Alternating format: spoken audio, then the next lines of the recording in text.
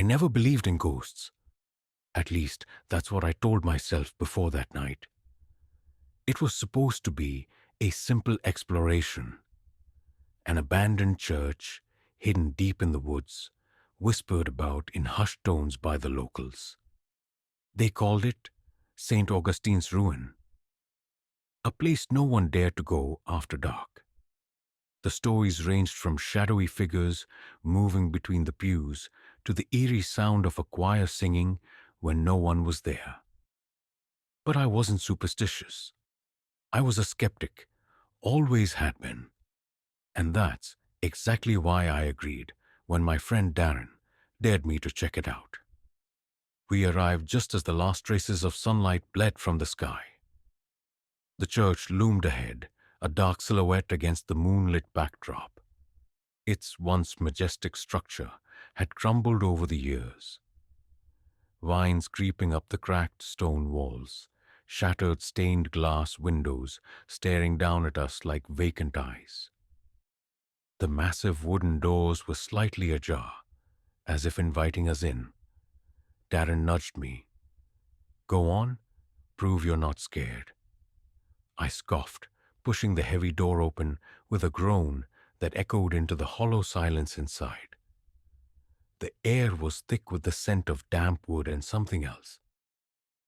Something stale, like rotting flowers left too long in a vase. My flashlight beam cut through the darkness, revealing rows of broken pews covered in dust and debris. The altar at the far end was still intact, a massive crucifix hanging above it. But the strangest part? The candles on the altar looked fresh, as if someone had placed them there recently. I stepped forward, the floorboards creaking beneath my weight. That's when I heard it, a faint rustling, like fabric brushing against wood. I swung my flashlight toward the sound, but there was nothing. Just shadows stretching unnaturally across the walls. My pulse quickened, but I forced myself to take another step. Then, something moved. It wasn't Darren. He was still at the entrance, barely inside. No, this came from deeper within the church. A slow, deliberate shift in the darkness, just beyond the reach of my light. I held my breath, listening. And then, the faintest whisper. Not words, but a breathy, distant sigh. I swallowed hard. "Darren, did you hear that?" Silence. I turned to find him still standing by the door, but his expression had changed.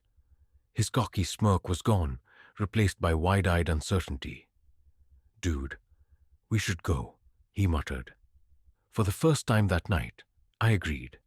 But as I turned back toward the altar, my flashlight flickered, and in that split second, just before the beam stabilized, I saw something. A figure, draped in tattered robes, standing motionless behind the altar. Watching, then the whisper came again, closer this time, and it spoke my name. My breath caught in my throat. The figure didn't move, didn't breathe. It just stood there, half hidden in the shadows behind the altar. The tattered robes it wore looked like they had once been part of a priest's vestments, but now they were shredded, hanging in limp, decayed strips. My flashlight trembled in my hand as I tried to make sense of what I was seeing. Maybe it was just a trick of the light. My mind playing games with the eerie atmosphere. But then it took a step forward. The wooden floor groaned beneath it. I stumbled back, nearly knocking over a broken pew. Darren grabbed my arm, his fingers digging into my jacket. "Dude, what the hell is that?" His voice was barely above a whisper, his usual arrogance completely stripped away. I couldn't answer. My body refused to move as my brain struggled to process what I was seeing. The figure's face was obscured by the deep hood of its robe, but I could feel its gaze, cold and heavy, pressing down on me like an unbearable weight. Then, without warning, every candle on the altar flickered to life at once. The dim yellow flames cast long, shifting shadows that seemed to move independently of their sources. The temperature in the room dropped so suddenly that I could see my breath fog in the air. And then the whisper came again. It wasn't just one voice this time. It was many, layered over each other, weaving in and out of the silence. Some frantic, some pleading, others barely more than a ragged exhale. But one thing was clear. They were all saying the same thing.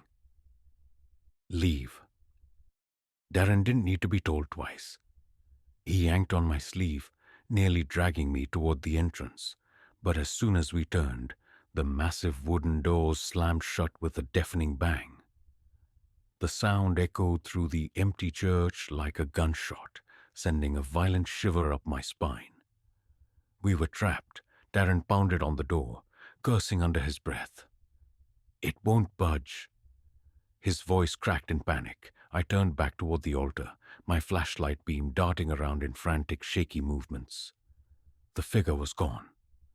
But the whispering hadn't stopped. If anything, it was growing louder. Then came the footsteps, soft at first, like someone pacing just beyond our field of vision. Then faster, closer, coming from all directions. I spun around, heart hammering against my ribs, trying to pinpoint where it was coming from. Shadows shifted unnaturally across the walls, stretching and bending in ways that didn't make sense. Something was circling us. Darren let out a strangled gasp. "Oh my God, look!" I followed his gaze toward the pews. They were no longer empty. Dark, indistinct figures sat in them, their heads bowed as if in silent prayer. Dozens of them, their forms flickering like candlelight, as though they weren't fully there. But the longer I looked, the clearer they became. Pale faces, hollow eyes, mouths slightly open as if mid-chant. Their hands rested on their laps, fingers curled unnaturally. One by one, they started lifting their heads. I staggered backward, nearly tripping over a broken hymnal stand. Darren grabbed my wrist, his grip iron tight.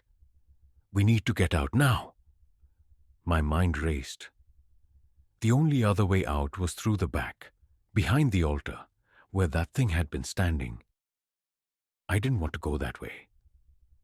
But the whispering was growing unbearable, the voices overlapping in a frantic, desperate hum. The figures in the pews were standing up, slow and deliberate, as if controlled by invisible strings. Their faces still blank, their empty eyes fixed on us. Then the organ played. A single deep note, vibrating through the air, shaking the very ground beneath us. The whispering stopped. Silence stretched out, thick and suffocating. I could hear my own heartbeat pounding in my ears. The figures remained still, their gazes locked onto us. Then, from the darkness behind the altar, a voice, clear, calm, and terrifyingly close. "You were warned." The candles blew out, and the church went completely dark. The darkness swallowed everything. I couldn't even see Darren, though I could feel his panicked breathing beside me. My fingers tightened around the flashlight, but it was useless. No beam, no flicker, just dead. The air was heavy, suffocating, like the church itself was pressing down on us. Then, in the pitch-black silence, came the sound. Footsteps, slow, deliberate, echoing against the stone walls, but they weren't coming from one direction. They were everywhere, behind us, beside us, in the aisles, at the altar. Closer, closer. My pulse pounded so hard I thought my heart might explode. Then a whisper, right at my ear. "You shouldn't have come." I jerked away, nearly knocking into Darren.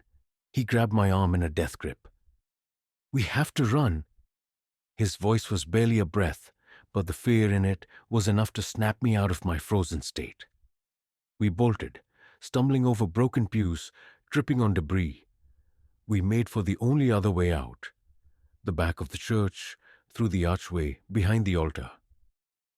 The whispering surged around us, voices rising in a frenzy, some sobbing, some laughing, others hissing words I couldn't understand.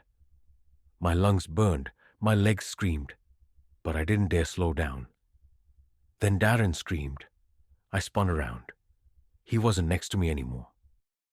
My flashlight flickered back to life for just a second, long enough for me to see. A hand, pale and skeletal, gripping his ankle, dragging him backward into the dark. Darren? I lunged forward, grabbing his wrist. He clawed at the wooden floor, his eyes wide with sheer terror. Help me! I pulled with everything I had, but it was like something was yanking him into the abyss. More hands emerged from the shadows, thin, rotted fingers, curling around his arms, his legs. He screamed again, raw and desperate. The voices grew deafening. Stay with us. Join us. Don't leave. Then I saw it. A figure rising from the shadows beyond Darren, its face no longer hidden. Hollow sockets where eyes should have been. A mouth stretched too wide, filled with jagged, uneven teeth. Its hands reached for him. I didn't think. I just acted. With one final desperate pull, I yanked Darren free. We tumbled backward, slamming into the altar. The entire church trembled, the walls groaning like they were about to collapse. Then, the organ screamed, a shrill, discordant note that sent a violent shudder through my skull. The figures in the pews shrieked in unison, their mouths stretching impossibly wide. The doors flew open. Light, blinding, searing light from the outside world flooded in. The shadows recoiled, writhing and twisting as if in agony. We didn't hesitate. We ran. Bursting through the entrance, we didn't stop until we were deep in the woods, gasping for breath. When we finally looked back, the church was different, silent, empty. The doors hung open, but inside it was nothing but ruin. Dust and decay, no figures, no whispers, no light, just an abandoned church. But as the wind passed through the broken windows, I swore I heard it. A single whisper. We'll be waiting. Double asterisk.